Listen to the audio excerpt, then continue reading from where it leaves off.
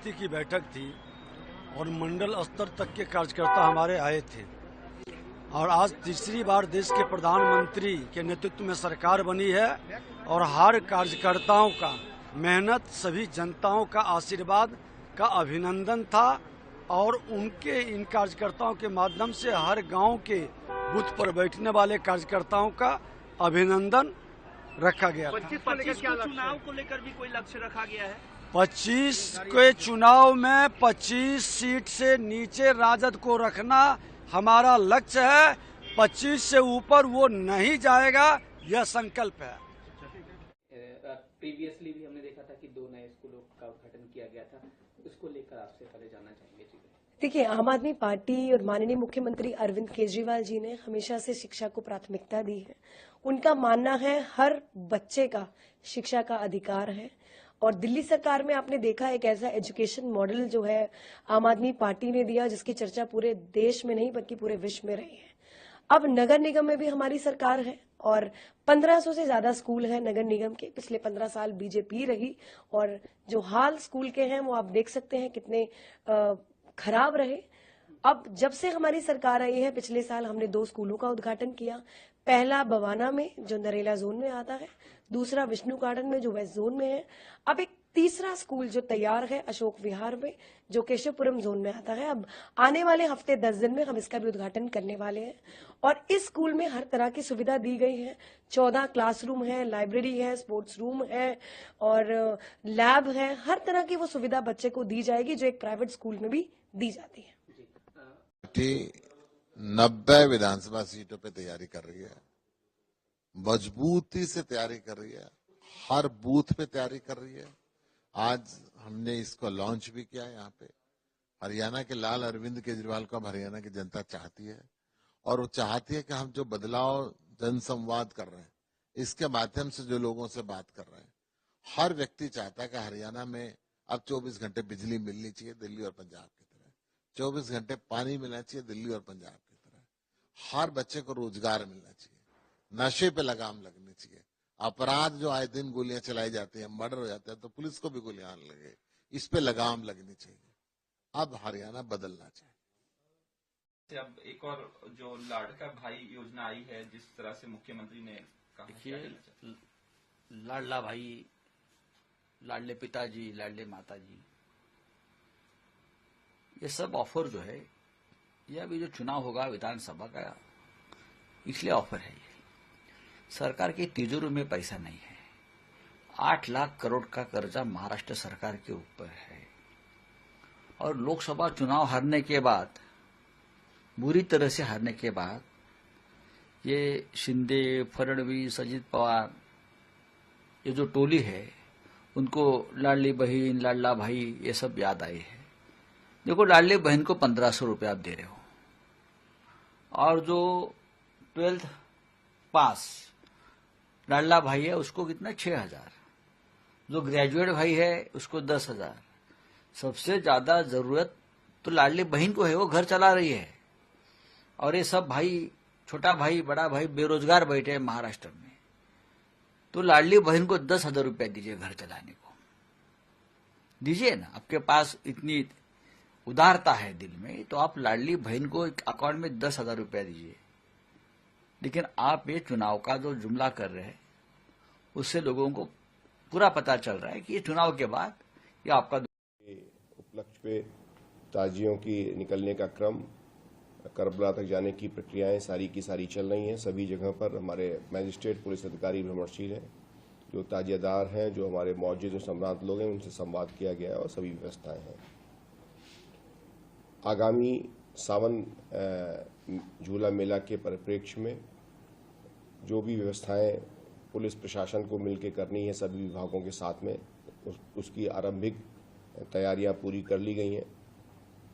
जहां जहां पर पब्लिक की सुरक्षा के दृष्टिकोण से आवश्यक कैमरों की व्यवस्था, ड्रोन के माध्यम से निगरानी वो की ही जा रही है। साथ साथ जहां से लोग अधिक संख्या में आएंगे वहां यातायात सुगम रहे, इसके लिए भी वैकल्पिक रास्तों को बताने का क्रम हम लोगों के स्तर से जारी किया गया है। इसमें सभी बॉर्डरिंग डिस्ट्रिक्ट के साथ हम लोगों की बैठकें भी हुई हैं और जो 21 तारीख गुरु पूर्णिमा के बाद से जो अयोध्या जी में श्रद्धालुओं का एक क्रम जारी रहेगा लगभग 1 मास तक, उसमें जो मणिपर्वत पर जो विशेष कार्यक्रम आयोजित होंगे उस सभी जगहों के स्थलीय निरीक्षण कर लिया गया है और सभी व्यवस्थाएं सुनिश्चित कराई जा रही हैं ताकि लोगों को आने में उसी तरह की सुविधा और उल्लास रहे जैसे कि वो अपेक्षा करते हैं। साथ ही साथ सुरक्षा को लेकर के सभी आवश्यक तैयारियां तकनीकी के माध्यम से भी और जो हमारी मानव इंटेलिजेंस के आधार पर जो की जाए। साकार हर की संपूर्ण ब्रह्मांड में सदा सदा के लिए जय जयकार हो, जय जयकार हो। हम 2 जुलाई की घटना के बाद से बहुत ही अवसाद हैं, अवसाद से ग्रसित हैं, लेकिन होने को कौन टाल सकता है। जो आया है उसे एक दिन तो जाना भी है, भले कोई आगे पीछे हो।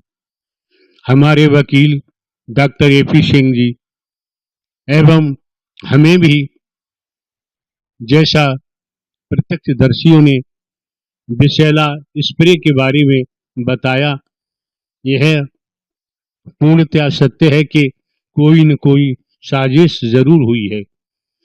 सनातन रूप से आध्यात्मिक सनातन रूप से संचालित सत्य के साथ में जिसे कुछ लोग बदनाम करने में लगे हुए हैं, लेकिन हमें SIT और न्यायिक आयोग से तथा मानव मंगल मेलन सद्भावना समागम के सभी अनुयायियों को भी पूरा भरोसा है कि वह दूध का दूध और पानी का पानी करते हुए साजिशकर्ताओं को बेनकाब करेंगे।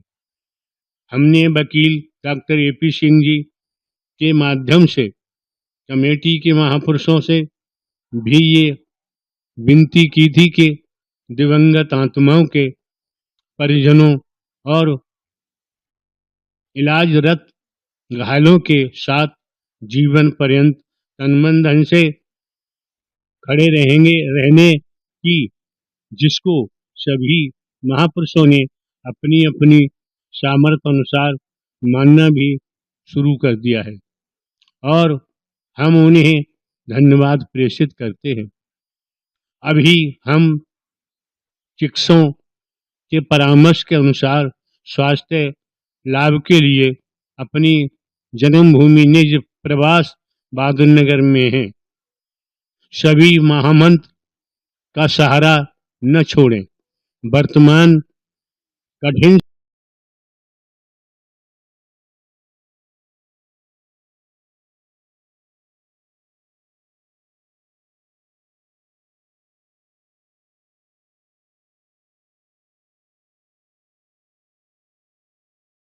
मैं कहना चाहती हूं कि उनके तथ्य सरासर झूठ है।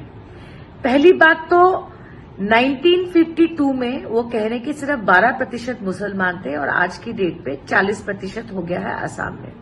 सरकारी आंकड़े ये आपको बताएंगे कि 1951 में ही असम में 25% मुसलमान थे। एक बॉर्डर स्टेट है, बांग्लादेश के साथ बॉर्डर हमारा है और पार्टीशन के बाद कई लोग आसाम में रह गए या वहां से आए। इसके अलावा मैं मुख्यमंत्री जी को ये याद दिलाना चाहती हूं कि भारत सरकार ने 2021 में सेंसस करना था, पर आपने कोविड के बहाने आज तक सेंसस नहीं कराया, तो 40% का यह आंकड़ा कहां से आया? क्योंकि ये सरासर झूठा है। तीसरी बात यह है कि आप इंडो बांग्लादेश बॉर्डर को सील नहीं कर पाए। डबल इंजन की सरकार सिर्फ 78% तक आप सील कर पाए हैं, जबकि ये काम पिछले 20 सालों से चल रहा है। और सबसे आखिर में कहना चाहती हूं, इस देश में हर मजहब का इंसान रहता है। इस तरह से लोगों को भड़काने वाला जो झूठा बयान आप झारखंड में दे रहे हैं, ये देश हित में नहीं है। इस 2024 के चुनाव के बाद आपको ये समझना चाहिए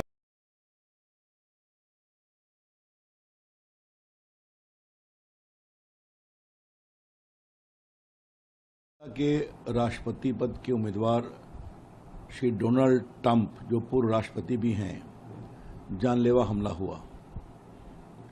संयोग और ईश्वर की कृपा थी कि वो सुरक्षित रहे और हमलावर के खिलाफ कार्रवाई हुई।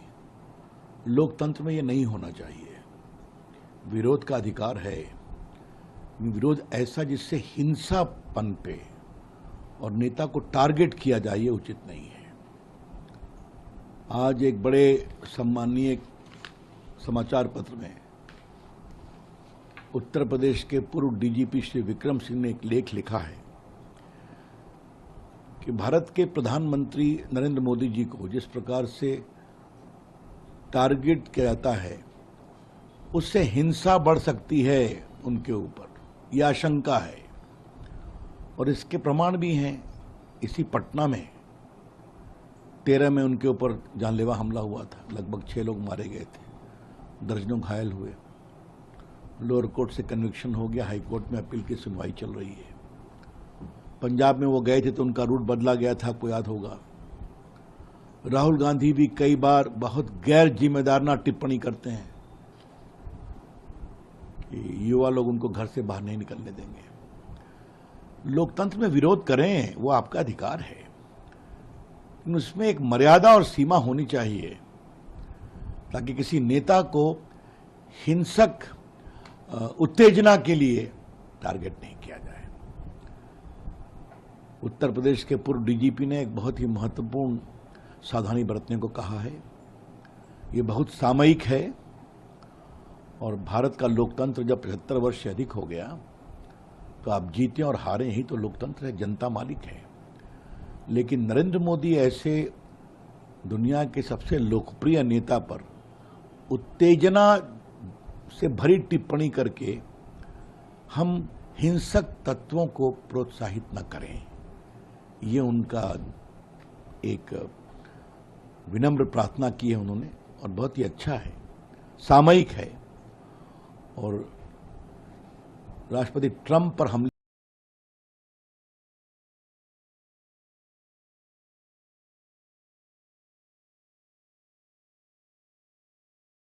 हुए हैं। आज देश के एक प्रमुख अंग्रेजी समाचार पत्र में देश के वरिष्ठ सेवानिवृत्त आईपीएस अधिकारी ने एक आर्टिकल लिखा है जो उन्होंने वर्तमान समय में विश्व में सुरक्षा को लेकर हो रही गतिविधियों और भारत पर उसके पड़ने वाले प्रभाव की तरफ ध्यान आकृष्ट किया है। आप सभी को ज्ञात है कि 1.5 वर्ष पूर्व जापान के पूर्व प्रधानमंत्री शिंजो एबे जी की एक राजनीतिक कार्यक्रम में हत्या हुई। चंद दिन पूर्व अमेरिका में राष्ट्रपति पद के प्रत्याशी डोनाल्ड ट्रंप के ऊपर हत्या का अटेम्प्ट हुआ जिसमें वो बाल बाल बचे। उनका कहना है कि इस प्रकार की प्रवृत्तियां जो हिंसा और हत्या को उकसाती हैं, ये कहीं न कहीं उन बयानों से प्रेरित हो जाती हैं जहां राजनीतिक दल अपने तात्कालिक राजनीतिक स्वार्थ में, शॉर्ट टर्म पॉलिटिकल बेनिफिट के लिए हिंसा और हत्या के शब्दों का प्रयोग करना चाहते हैं। एक दुखद परंतु चिंताजनक बात यह है कि प्रधानमंत्री श्री नरेंद्र मोदी जी के विरुद्ध इस प्रकार के शब्दों का प्रयोग, और मैं साफ शब्दों में कहूंगा हिंसा के लिए उकसाने वाली भाषा निरंतर प्रयोग की जा रही है। अभी आपको ध्यान हो, कांग्रेस के नेता प्रतिपक्ष राहुल गांधी जी ने चुनाव प्रचार के दौरान पिछले वर्ष कई बार अपमानजनक शैली में मोदी जी के लिए मारना, डंडे मारना इत्यादि शब्दों का प्रयोग किया। यहां तक उन्होंने बोला कि अगर काफिले पे कुछ फेंका गया तो कुछ और फेंका जा सकता है, यानी फेंका जाना डर के समाप्त होने का प्रतीक है। इसका मतलब कि किसी भी नेता के काफिले के ऊपर कुछ भी होना चाहिए। याद करिए कि जिस समय प्रधानमंत्री जी पंजाब के दौरे पे गए थे 2021 में, जिस ढंग से उनके सुरक्षा घेरे को तोड़कर उनकी सुरक्षा के लिए एक बहुत खतरनाक स्थिति का निर्माण किया गया था। और इतना ही नहीं है, हम बहुत साफ शब्दों में कहना चाहेंगे कि मौत और हिंसा जैसे शब्दों का प्रयोग बयानों में नहीं होना चाहिए। क्या यह सत्य नहीं है कि कांग्रेस के कई वरिष्ठ नेताओं ने मोदी जी के लिए इस प्रकार की मौत और उस प्रकार की मौत जैसे शब्दों का प्रयोग किया? छुटभइये नेता नहीं थे, कांग्रेस के पूर्व केंद्रीय मंत्री जैसे लोग थे। क्या कब्र खुदेगी, मर जा जैसे शब्दों का प्रयोग किया गया, सर फोड़ देंगे ऐसे शब्दों का प्रयोग किया गया। और यह बात सिर्फ आज की नहीं है, यह विगत लंबे समय से चली आ रही है। मोदी जी के लिए जिन लोगों ने बोटी बोटी काटने से शब्दों का प्रयोग किया, वो दूसरी पार्टी से लाकर आज कांग्रेस पार्टी के सांसद बन चुके हैं। और मैं ये भी बात दुख के साथ और गंभीरता के साथ कहना चाहूंगा, किसी नेता के लिए मौत के शब्द का प्रयोग सबसे पहले 2007 में सोनिया गांधी जी ने मौत के सौदागर शब्द के रूप में किया था। हमने कभी जब आपातकाल में संविधान की हत्या हो गई थी तब भी कभी श्रीमती इंदिरा गांधी जी की मौत की कामना या मौत जैसे शब्द का प्रयोग नहीं किया था। और मैं यह भी बताना चाहता हूं कि यह राजनीति राष्ट्रीय सुरक्षा के खिलवाड़ के साथ बहुत लंबे समय से होती आ रही है। मैं आप सबका ध्यान यह भी आकृष्ट करना चाहूंगा कि जब कांग्रेस सत्ता में थी तो भारत के ही नहीं दुनिया की इन्वेस्टिगेटिव हिस्ट्री का एक विचित्र उदाहरण है इशरत जहां केस, जहां उस समय तत्कालीन सरकार की दो एजेंसीज, इंटेलिजेंस ब्यूरो और सीबीआई, दोनों ने कहा कि इशरत जहां टेररिस्ट है। जैसे ही पता चला कि उसका निशाना तत्कालीन गुजरात के मुख्यमंत्री और आज के हमारे प्रधानमंत्री श्री नरेंद्र मोदी जी थे, अचानक सीबीआई ने अपना हलफनामा बदल दिया और कहा टेररिस्ट नहीं है, वो तो मासूम है। भारत के इतिहास में कभी without any reason U turn लेने का कोई उदाहरण नहीं मौजूद था। और आप सबको ध्यान होगा कि जब हमारी सरकार आई और इशरत जहां मामले की फाइल तलब की गई तो पता चला फाइल गायब। और संबंधित अधिकारियों के बयान है कि उन लोगों ने फाइल के ऊपर ऐसा कुछ नहीं लिखा था, केवल तत्कालीन गृह मंत्री ने, चिदंबरम साहब ने अपने आप वो नोट चेंज किया था। ये इंपॉर्टेंट नहीं है।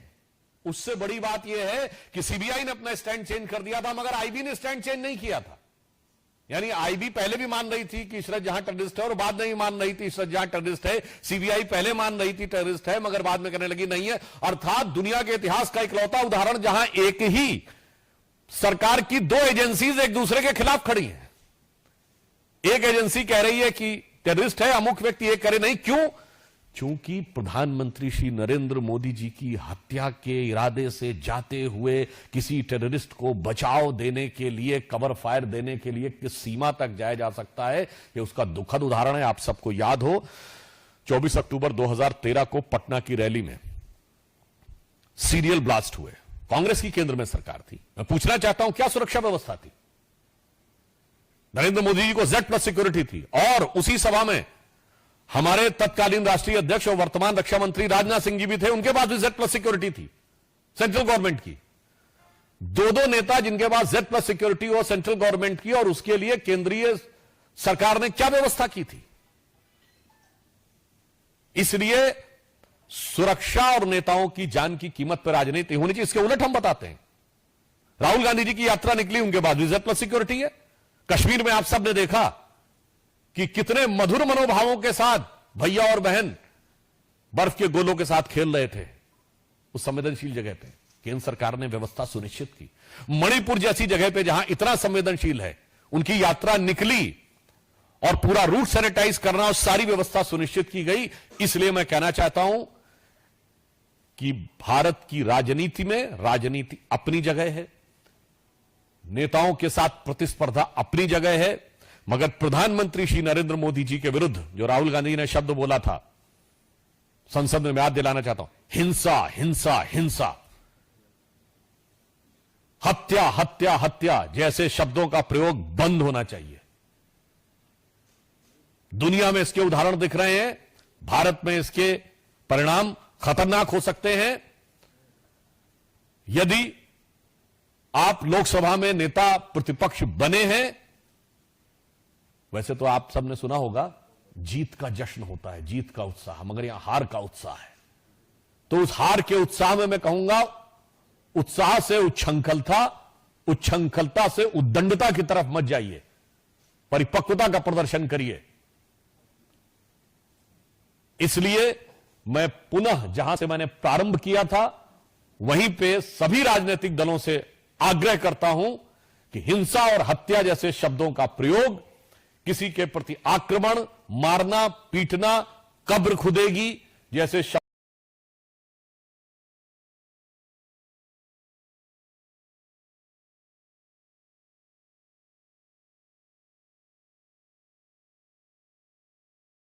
एक महत्वपूर्ण विषय यह है कि नक्सलियों पर एक बड़ा ऑपरेशन किया गया है और छत्तीसगढ़ और महाराष्ट्र के बॉर्डर पर गढ़चिरौली में 12 नक्सली मारे गए हैं। हमारे किसी भी जवान को कोई क्षति नहीं पहुंची है, उनको चोट आई है, परंतु वो इसमें खतरे से बाहर है। दूसरी एक घटना हो गई बीजापुर जिले में तर्रेम के पास में, जिसमें हमारे एसटीएफ के 2 जवान कमांड आईडी के ब्लास्ट से शहीद हो गए हैं। शहीद भरत साहू जी जो रेसिडेंट रायपुर के निवासी हैं और शहीद सत्येंद्र सिंह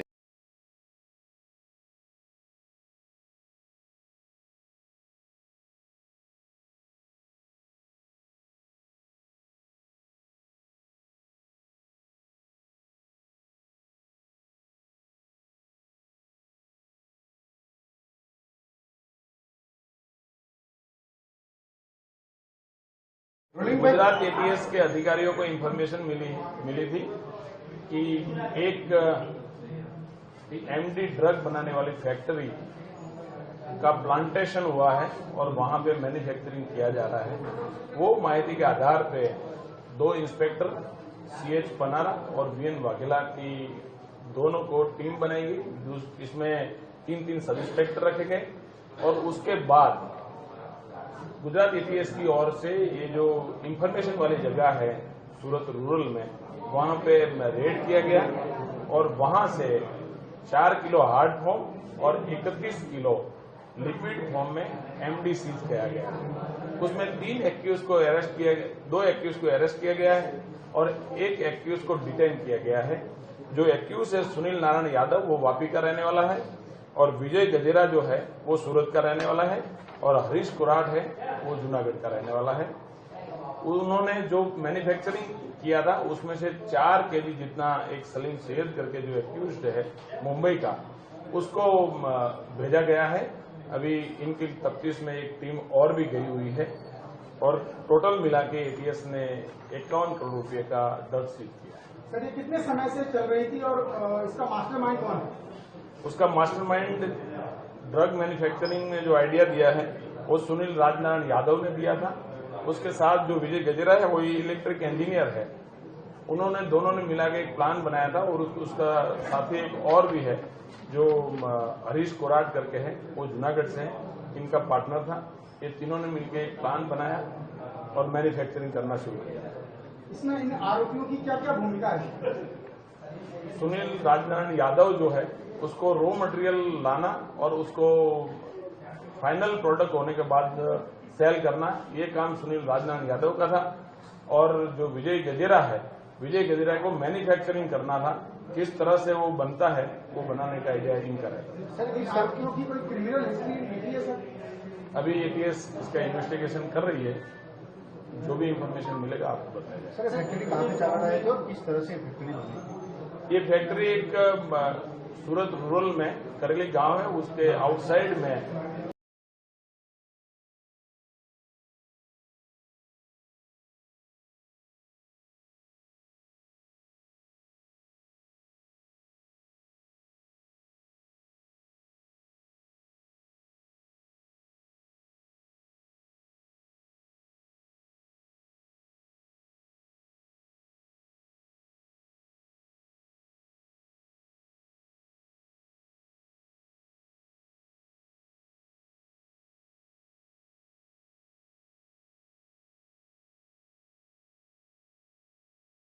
सार्वजनिक जीवन में शब्दों का चयन बहुत ही महत्वपूर्ण होता है।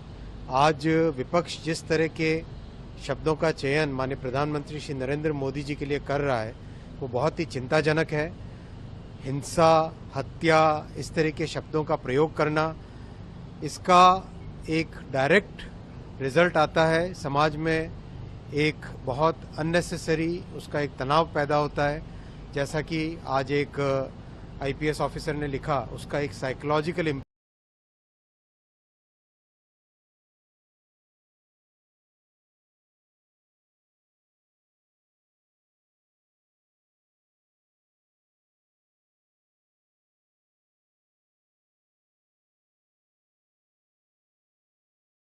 सार्वजनिक जीवन में शब्दों का चयन बहुत ही महत्वपूर्ण होता है। आज विपक्ष जिस तरह के शब्दों का चयन माननीय प्रधानमंत्री श्री नरेंद्र मोदी जी के लिए कर रहा है वो बहुत ही चिंताजनक है। हिंसा, हत्या, इस तरह के शब्दों का प्रयोग करना, इसका एक डायरेक्ट रिजल्ट आता है समाज में, एक बहुत अननेसेसरी उसका एक तनाव पैदा होता है। जैसा कि आज एक आईपीएस ऑफिसर ने लिखा, उसका एक साइकोलॉजिकल इम्पैक्ट होता है।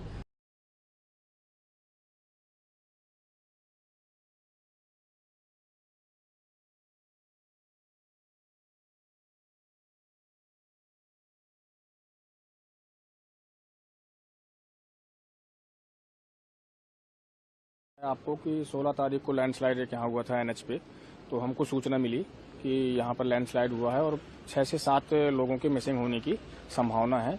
तो उसी पर्पज से हम लोग यहाँ पे सर्च एंड रेस्क्यू ऑपरेशन के लिए आए थे, अभियान के लिए। तो हम लोग 16 तारीख से सर्च कर रहे हैं, लेकिन 16-17 को हमको डेड बॉडी नहीं मिली, क्योंकि बहुत सर्च करने के बाद में नदी के दोनों किनारों पर आज जो है हमको एक डेड बॉडी एडल्ट की मिली, जिसकी एज लगभग मेरे हिसाब से 45 के आसपास होगी। और शायद वो खाली जो टैंकर था, गैस टैंकर, उसका ड्राइवर बताए रहे हैं वहाँ के गांव वाले। सिविल प्रशासन की तरफ से कोई फिक्स तो डाटा नहीं है, लेकिन शायद अभी 7-8 का बोल रहे थे, जिसमें अभी तक 7 तो मिल चुकी हैं। अब 1-2 और हो सकती हैं या नहीं, तो ये तो अभी कंफर्म नहीं है। क्या डिफिकल्ट कुछ लग रहे हैं? डिफिकल्ट एक तो आपका मौसम का है, बारिश कंटिन्यू तब से चल रही है। दूसरी बात में आपका नेशनल हाईवे पूरा जाम है और मशीनें वर्क कर रही हैं। तीसरा है नदी का करंट जो है फ्लो है।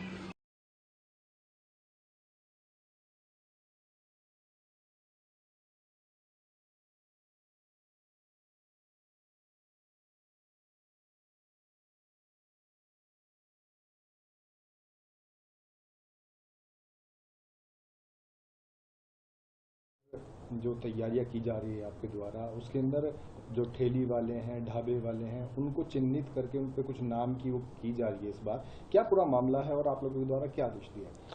जैसा कि पूर्व में ये मामले सामने आए हैं कि कांवड़ में जो कांवड़िए आते हैं, कई जगह रेट लिस्ट को लेकर होटल और ढाबों पे विवाद हुआ, खाने वाली चीज़ों को लेकर। इसके अलावा कुछ मुद्दे ये उठते रहे कि कोई नॉनवेज किसी दुकान पे है, या कोई अन्य धर्म का, कोई अन्य संप्रदाय का व्यक्ति किसी अन्य नाम से कोई होटल ढाबा खोला हुआ है, जिसको लेकर आपस में हमेशा दिक्कतें आती रही हैं। उसके देखते हुए निर्णय लिया गया था कि जो भी दुकान है, होटल है, ढाबे हैं, इस सब पे उसका जो प्रोप्राइटर हो, जो उसका मालिक हो, उसका नाम बड़े बड़े अक्षरों में साफ सुथरा इंगित हो, दुकानों पर रेट लिस्ट लगाई गई हो, साथ ही वहाँ जो कार्य करते हों कर्मी, उनका नाम इंगित हो, ताकि किसी प्रकार की कोई समस्या न उत्पन्न हो। और जो भी व्यक्ति जाता है उसके सामने सबकी पहचान सुनिश्चित हो। जानबूझकर भी कोई विवाद उत्पन्न करना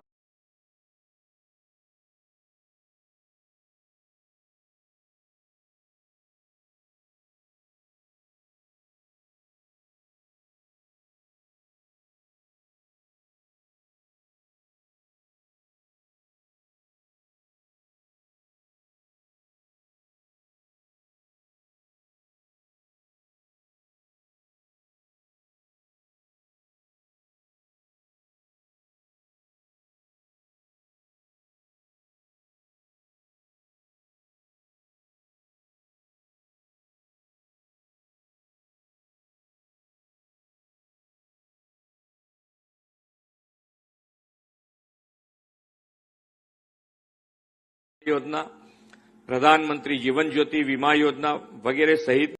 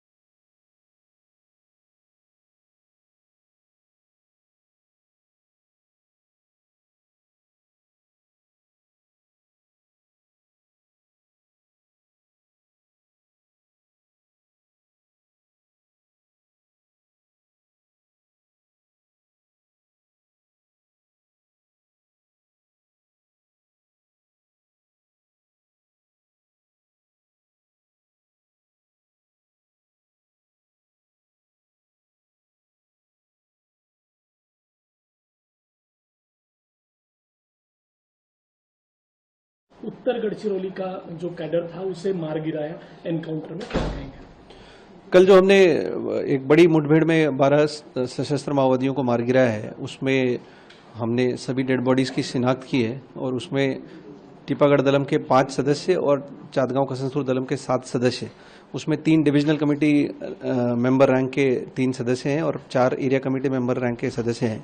और हमें बहुत हर्ष हो रहा है ये सूचित करने में कि गढ़चिरौली, उत्तर गढ़चिरौली के जितने भी आर्म्ड फॉर्मेशन थे और जितने भी आर्म्ड कैडर्स थे, कल सभी का सफाया गढ़चिरौली पुलिस ने किया है। और उत्तर गढ़चिरौली को कल के अभियान के बाद गढ़चिरौली पुलिस ने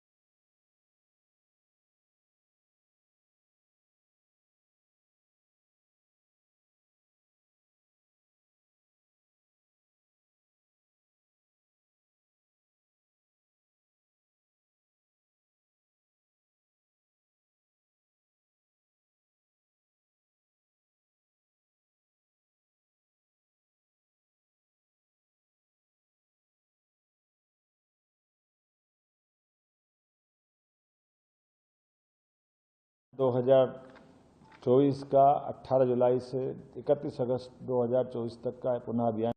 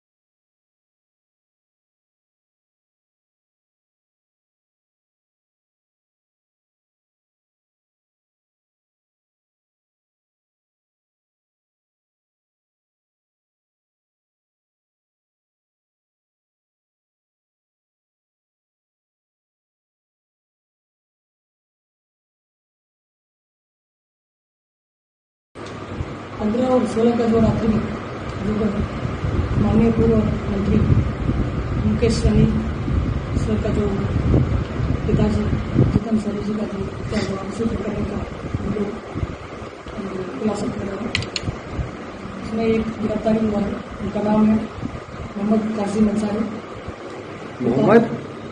अंसारी, पिता शफीक अंसारी, खुला अफजल्ला, सुपुर बाजार।